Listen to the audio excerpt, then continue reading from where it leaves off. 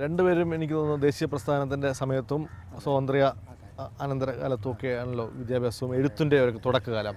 ആ കാലം എഴുത്തിനെ എങ്ങനെ രൂപപ്പെടുത്തി, അല്ലെങ്കിൽ എഴുത്തല്ലെങ്കിൽ ഈ പറഞ്ഞ കാർട്ടൂണിസ്റ്റ് ആവണം എന്നുള്ള ആഗ്രഹത്തെ എങ്ങനെ രൂപപ്പെടുത്തി?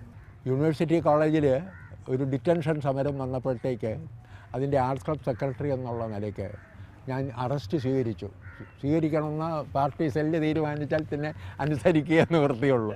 ചെന്നു 9 ദിവസം പൂജപ്പുര സെൻട്രൽ ജയിലിൽ ചെന്ന് നല്ല ഗോതമ്പുണ്ട വന്ന് തടിയൊക്കെ വന്ന് ഭദ്രമാക്കി തിരിച്ചു വന്നപ്പോഴത്തേക്ക് വീട്ടിൽ കയറ്റണോ വേണ്ടതെന്നായി പ്രശ്നം. എന്നിട്ട് പോലീസ് ഡിപ്പാർട്ട്മെൻറ്റ് ജോലി കിട്ടി. അതെ, വീട്ടിൽ കയറ്റണോ വേണ്ടതെന്ന്. അപ്പോൾ അമ്പലത്തിൽ കയറണ്ട, വീട്ടിൽ കയറണ്ട, അങ്ങനെയുള്ള ഇതൊക്കെ ആയി. എന്തായിരുന്നാലും അതൊക്കെ കഴിഞ്ഞ് തെളിഞ്ഞൊടുവിൽ ഇതല്ല എൻ്റെ വഴിയെന്ന് ഞാൻ തീരുമാനിച്ചു. കാരണം മൂത്ത 2 സഹോദരിമാർ വിവാഹപ്രായമായിട്ട് നിൽക്കുകയാണ്. കുടുംബ പ്രാരംഭങ്ങൾ അച്ഛൻ ഒരുമിച്ച് ചുമലിലേറ്റ് നടക്കുന്നു, അനിയന്മാരും അനിയത്തിമാരും ഒക്കെ ഉണ്ട്. അപ്പോൾ ഞാൻ ആലോചിച്ചു, അച്ഛനോട്ടൊന്നും പറയുന്നുമില്ല, ഞാൻ ശരിയായ വഴി നേടേണ്ടതല്ലേ ഈ പ്രായത്തിൽ എന്ന് തോന്നി. ഞാൻ ഈ രാഷ്ട്രീയമൊക്കെ ഉപേക്ഷിച്ച് അങ്ങനെ ഇരിക്കുമ്പോഴത്തേക്കാണ് ഒരു ജോലിക്ക് ശ്രമിക്കുന്നത്. അങ്ങനെ ഒടുവിൽ കിട്ടിയ ജോലിയാണ് പോലീസ് ഡിപ്പാർട്ട്മെൻറ്റിൽ തന്നെ ജോലി. എനിക്ക് കുറച്ച് പ്രായമുണ്ട്. സുകുമാരന് അത്ര പ്രായമില്ല തല നോക്കിയാൽ അറിയാമല്ലോ. എനിക്ക് എത്രയാ വയസ്സെന്ന് അറിയാമോ? ഈ 87ാമത്തെ വയസ്സിൽ നിന്നുകൊണ്ട് എൻ്റെ അവസാന ഘട്ടത്തിൽ നിന്നുകൊണ്ട് ഞാൻ സംസാരിക്കുന്നത്. മാർച്ച് 7-ാം തീയതി 88-ൽ കാലുകുത്തും. അപ്പോൾ ഞാൻ സ്വാതന്ത്ര്യ സമരത്തിലൊക്കെ പങ്കുകൊണ്ടിട്ടുള്ളവനാണ്. എത്തേണ്ടതാം ഇടത്തെത്തിയാലും ശരി, മധ്യേ മരണം വിഴുങ്ങിയാലും ശരി, മുന്നോട്ട് തന്നെ നടക്കും, വഴിയിലെ മുള്ളുകളൊക്കെ ചവിട്ടി വധിച്ചു ഞാൻ. ഇങ്ങനെ ഒരു ദേശീയമായിരിക്കുന്ന വികാരത്തിൻ്റെ പാരമ്യം ഞങ്ങളുടെ എല്ലാം മനസ്സിലുണ്ടായിരുന്നു. അങ്ങനെയുള്ള ആ ഒരു ആദർശപരമായിരിക്കുന്ന കാലഘട്ടത്തിൽ ജീവിച്ചതിൻ്റെ ബാക്കി പത്രമാണ് എൻ്റെ കവിതയെന്ന് എനിക്ക് തോന്നാറുണ്ട്.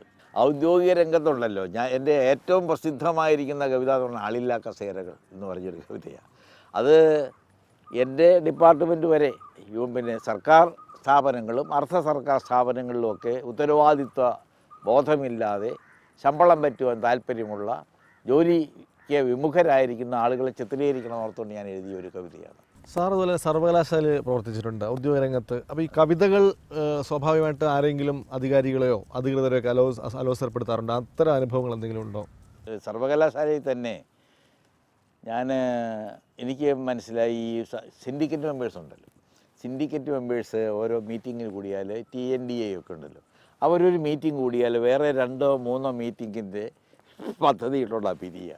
അപ്പോൾ ഇങ്ങനെ ഒരു സിൻഡിക്കേറ്റ് മെമ്പർ മേടിക്കുന്ന TADA മന്ത്രിമാർ മേടിക്കുന്നതിനേക്കാൾ കൂടുതലാണെന്ന് എനിക്ക് മനസ്സിലായി. അപ്പോൾ ഞാനൊരു ഡിപ്പാർട്ട്മെൻറ്റിൽ ഹെഡായിട്ടിരിക്കുക.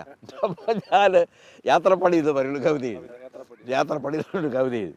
ആ കവിത എഴുതി. അപ്പോൾ അതിൽ ഈ ഒരു സ്ഥാപനം എന്നേ പറയുള്ളൂ, യൂണിവേഴ്സിറ്റി എന്ന് പറയില്ല.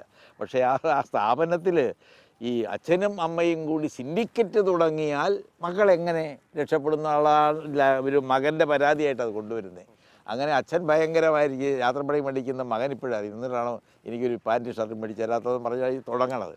അപ്പോൾ അതിൽ ഈ സിൻഡിക്കേറ്റ് തുടങ്ങിയ ഒരൊറ്റ പദമേ അതിലുള്ളൂ ഈ യൂണിവേഴ്സിറ്റിയോട് ബന്ധപ്പെടുത്തി. അതിൽ നിന്ന് കേസെടുക്കാനൊക്കെ ഇല്ല. അപ്പോൾ അവർക്ക് എല്ലാം ഇവന് വേല വെച്ച് എഴുതിയിരിക്കുന്നില്ലെന്നുള്ള രോഷവും ഉണ്ടായിരുന്നു.